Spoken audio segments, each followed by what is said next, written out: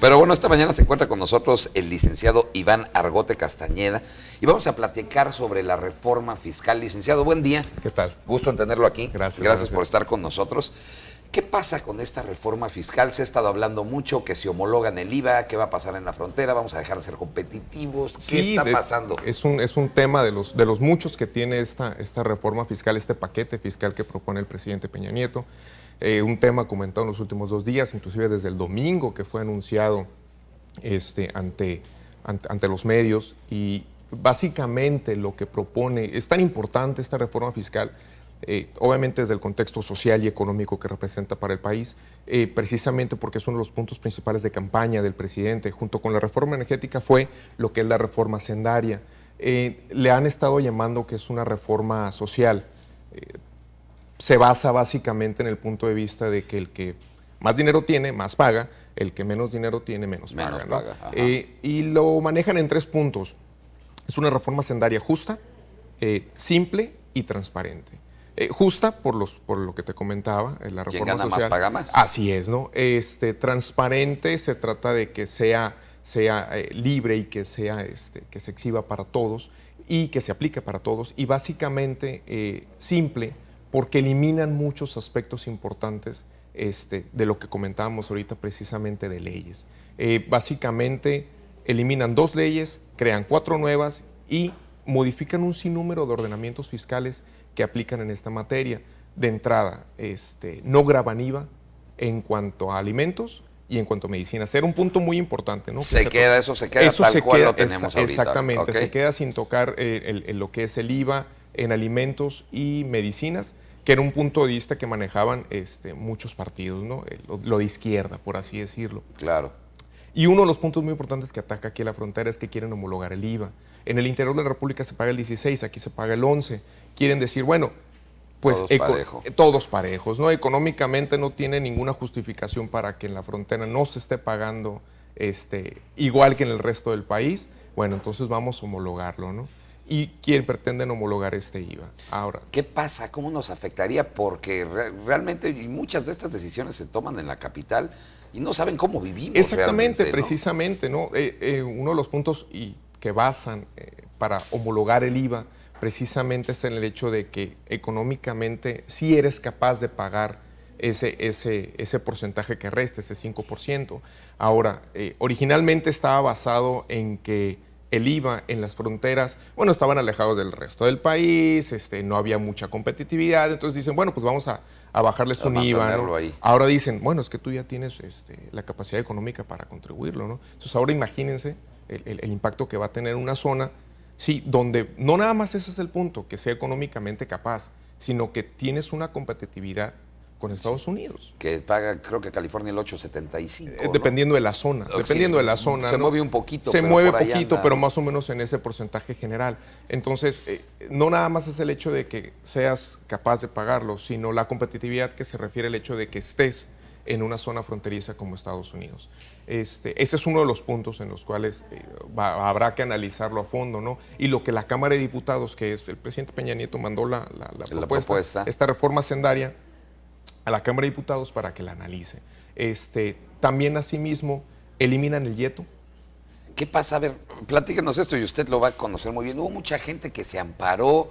Exactamente. Se llegaron a ganar esos juicios, no se ganaron. ¿Qué pasó con el IETO? En el 2008 se crea este impuesto, ¿no? Y obviamente sí, uno como abogado fiscalista lo analiza y adviertes que existen muchas inconstitucionalidades en la forma en la que se crea.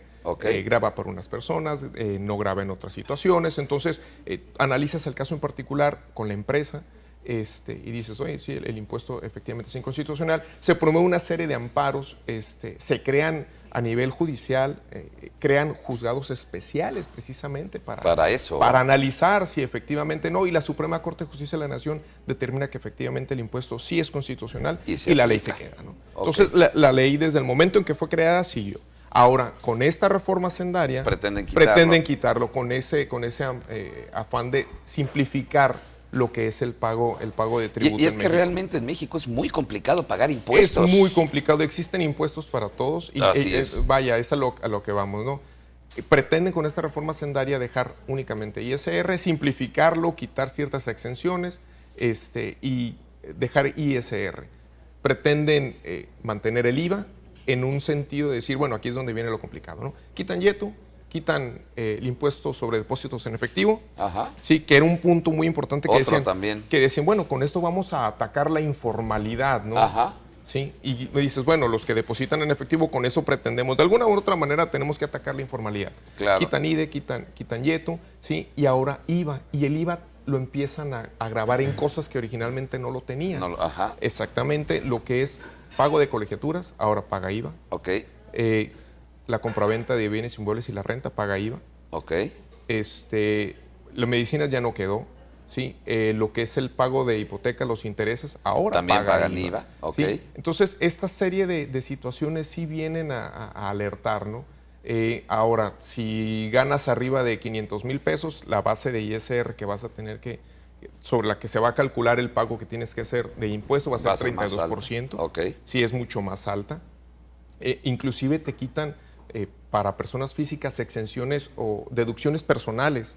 Te las topan a un 10%. No más. No más de eso, ¿no? Entonces, hay una serie de modificaciones, inclusive para Código Fiscal, ISR, IVA, modificaciones En muy su generales. opinión, ¿esta reforma nos beneficiaría a México, dejando a un lado este 16% que quieren grabar la frontera, pero en general nos beneficiaría o realmente es una reforma fiscal que a lo mejor en papel se ve muy bien y a la hora de la hora no va a pasar?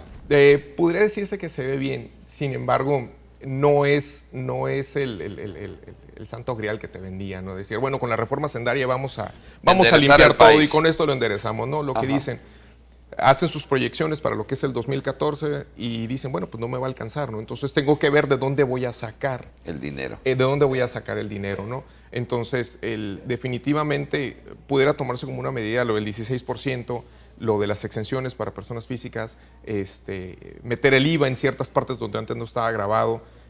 Es una medida recaudatoria meramente, pero sin embargo, seguimos con el problema estructural de siempre. La base recaudatoria siguen siendo las mismas personas a las que le sigues cobrando.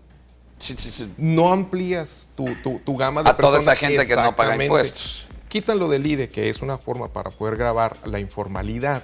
Sí, la quitan y te meten un régimen que es de incorporación voluntaria. Dicen, bueno, el primer año no van a presentar contabilidad, simplemente nada más vienes y declaras. Y eso lo hacen para el taxista, para la persona para la persona, exactamente, sí. De ese tipo de que maneje rangos. Efectivo. Exactamente. ¿No? Entonces dicen, bueno, un régimen de incorporación.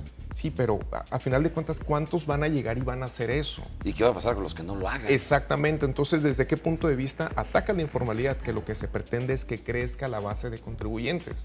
Seguimos cobrándole lo mismo, atacando al mismo, sin que crezca esa base. Que siempre ha pagado, ¿no? Porque digo, los que pagamos impuestos siempre hemos estado ahí. Siempre va a estar pagando. Y ya que empieza a pagar, ya no te puedes esconder porque te encuentra. Efectivamente. Entonces, en ese sentido, trae algunos puntos positivos esta reforma. Habrá que analizar los demás, habrá que ver. Todavía no pasa. Esto apenas fue mandada a lo que es a la Cámara de Diputados para que lleve todo el proceso legislativo. ¿De qué manera nosotros los ciudadanos podemos participar en esta reforma hacendaria? A lo mejor los que vivimos en la frontera, ¿a dónde debemos de acudir para mostrar nuestra conformidad o nuestra inconformidad? Es importante participar en cualquier tipo de foro que se presente sobre lo que es la reforma hacendaria. Es importante participar, es importante que inclusive cuando se estén dando este tipo de entrevistas o los medios de difusión, traten de participarlo. Ahorita está en la Cámara de Diputados. Hay que presionar a nuestros diputados. Exactamente, hay que presionar a los diputados que uno mismo elige precisamente para que apoyen, sí o no, ese aumento, al menos en lo que es en la frontera, del 16%. Pues, licenciado Iván Argote Castañeda, le quiero agradecer mucho que haya venido a platicar un poquito y aclarar toda esta maraña, a ver en qué termina, a ver qué se aprueba, si se aprueba todo, se aprueba parcialmente, a ver qué pasa. Puede ser en ese punto, ¿no? Habrá algunos puntos en los cuales sí se apruebe, algunos en los que no. Todavía falta tiempo para esto. Le agradezco mucho su visita y espero que en cuanto esto se desenmarañe un poquito más, lo vuelvo a invitar para que platiquemos al respecto. ¿Le parece bien? Excelente. Hacemos una pequeña pausa comercial y regresamos todavía más en Nueva California. No se vaya.